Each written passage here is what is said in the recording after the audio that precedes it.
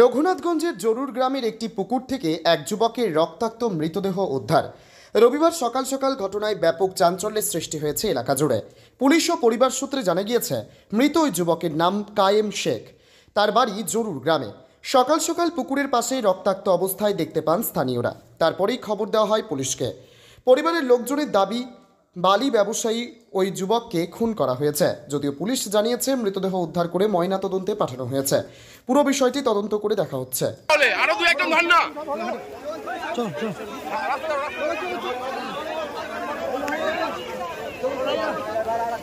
আরে অসুবিধা হলে আরো দু একজন ধরো না। কোন দিক দিয়ে যাবেন? যান, চল চল। ঘুরে নামো, ঘুরে নামো, ঘুরে নামো।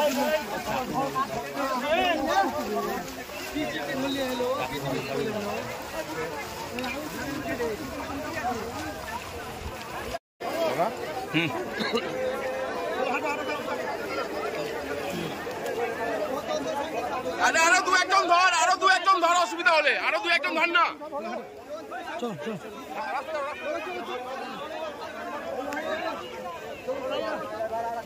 আরে অসুবিধা হলে আরো দু একজন ধরো না।